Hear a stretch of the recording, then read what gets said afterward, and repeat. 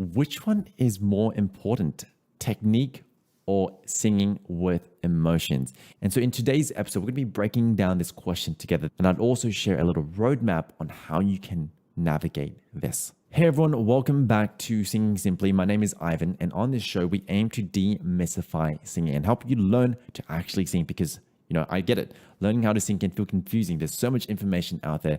How do you know what to actually do? And so if this sounds like it's up your lane, hit that subscribe, hit that follow button because every single Friday we'll be releasing a new episode like this. And so today's question actually came off Reddit. I was just browsing the subreddit of r/singing, and I just came across this question that I thought was really, really interesting.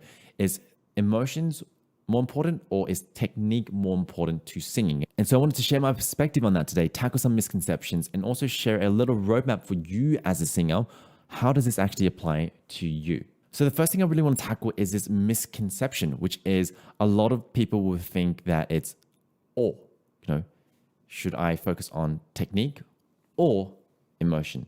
Should I focus on singing a song with powerful emotions, or should I make sure I'm technically perfect? What I would encourage you is let's reframe that as an and question, which means how can I sing the song with great technique and have good emotions? How can I sing the song and make someone feel something and be able to hit every single note and be on pitch? Think of it like this. There are plenty of singers, at the karaoke sessions. I know you might know a friend or two like that where, they're going for it. They've got the emotions, they've got the feels, and they're really singing their heart out, but they don't sound good. They're not on pitch, they're not on time. They're kind of just borderline shouting, but they've got the emotions, right? They've got the feels, they've got all that going for them. Now, on the other hand, you've seen some singers who are technically amazing. They're on pitch, they've got beautiful vibrato, everything's going on, but they don't make you feel anything. And so then that performance also is not what it could be. And so this is why I want to encourage you to think of this question more as an and. How can we get great emotions, get people to feel things, and also deliver it with great technique? And I promise you, there is a sweet spot for that. Now that we know that technique and emotions is a bit more of like an and question, you need them both.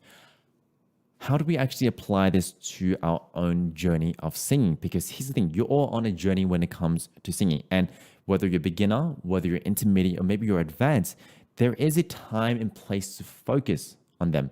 You don't want to be equally focusing on emotions and technique at every single point in time. And so I wanted to break down this journey when it comes to learning how to sing and share what you should be focusing on at each point in time. So let's talk about the journey of learning how to sing. So let's break into these three stages: beginner, intermediate, and more intermediate to advanced. So if you're just starting off with singing, you've just started learning how to sing, the most important thing for you at the moment to help you sound better is focus on the fundamentals. Focus on the fundamentals, which I've actually tackled this in another episode, means concepts that apply to most, if not all, of your singing. Your pitch, your breath support, being able to get a clear, focused sound. All of these ideas, right, or these concepts, they are going to apply to most, if not all, of your singing. And so what this means is when you're practicing, you should be spending your time developing those concepts, doing exercises, doing little workouts that are going to help you get familiar with those coordinations. If you're not singing on a pitch, you got to be working on that. If you're not able to sing and, keep a steady stream of air, this is something you want to work on as well. This is something you want to keep spending more time on. And this is important because, when I'm working with some of my newer summer clients, some of them are starting from absolute scratch. They have zero idea of what it comes to singing. And what this means is when we're working together, a lot of times we might spend 80 to 90% of the session just getting them to build these fundamental skills, building these fundamental skills of being on pitch, being able to move up and down the range a bit more efficiently, being able to get some good breath support. All of these are fundamentals that we work on. Now, does this mean that we don't tackle songs? Not at all. I think there's always a time and place for singing and for song work, but you'll notice that the balance is skewed a bit more towards technique. Because once you can build those technical skills, then we can apply it to your songs. Think of exercises, think of those workouts. They're just very simplified melodies, so simple to the point where it allows your brain to process and understand these fundamentals so that when you come to a song again, when you focus back on the song, you have an easy chance of applying that. Because as you get better with these fundamentals, we then enter stage number 2, which is more of like an intermediate level. Now, I personally would classify intermediates as those who have a strong grasp of the fundamentals. They can sing on pitch, they're able to sustain a note, they're able to kind of do some basic maneuvers with their range, they kind of can go to different notes. This is where we would start to introduce even more song work. If you think of this balance between working on exercises versus, the time that we have when it comes to singing, you notice it now shifts more and more to like a 50-50. You're going to be spending about 50% of your time doing your workouts, and then maybe about 50% of your time working on songs and applying those concepts that you've learned. And this is something that I do for my clients as well. Once they reach more of like intermediate level, you'll notice that the routine or the workflow that we've got for our singing practice, it actually changes a bit. It goes more from, 80% technical work, 20% singing, to more like a 50-50 kind of split. You're spending 50% of your time working on building your technique, making sure you're able to access all these different sounds and make it easy as possible, and then 50% applying it into a song. And so what this actually looks like is, running through songs, top to bottom, making sure that some of the details are right, making sure you can actually sing through a song without having to struggle for it, without, straining on those high notes.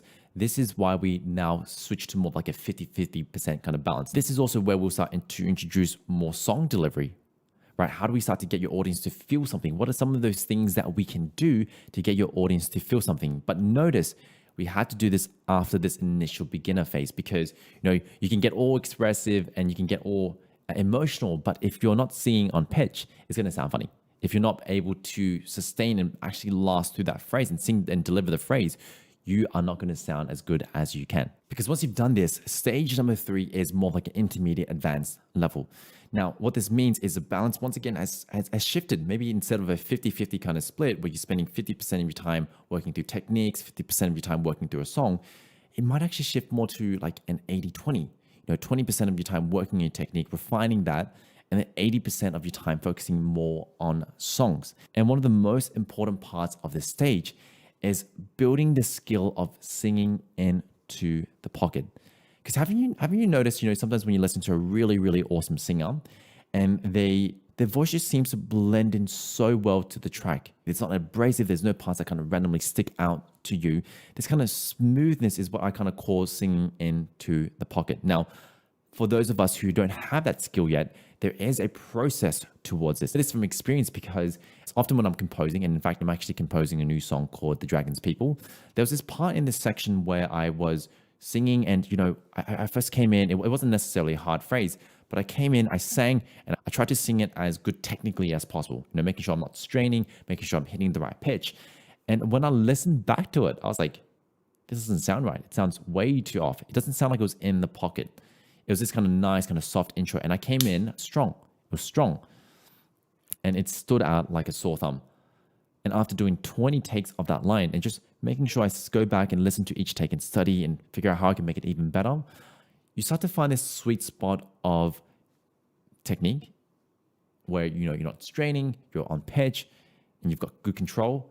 And also the emotional delivery, which is what sort of sounds, what sort of colors, what sort of feelings do I need to be portraying in order to make this fit into this pocket.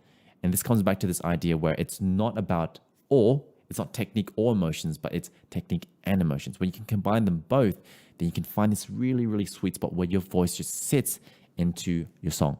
And this is something that I take my clients through all the time. Some of my more advanced students were now spending a lot of time just recording, recording takes after take after take, and I'm guiding them through, what are some colors that they can experiment? Should they go more breathy there? Should they go more strong?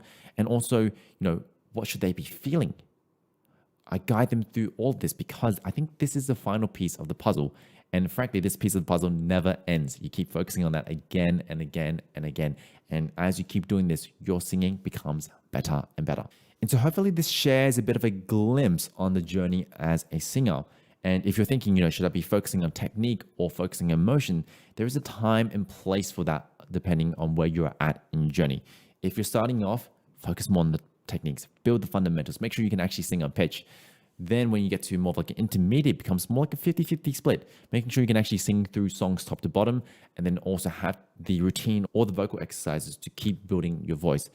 And then when you get to more of like a advanced kind of level, you then want to be focusing 80% of your time on really nailing those lines, getting them down pat where you got the emotions and you have the technique. And of course, you still want to be improving your voice, figuring out how else you can grow, how else you can make your voice stronger or more controlled. But 80% of your time is going to be spent more on song work.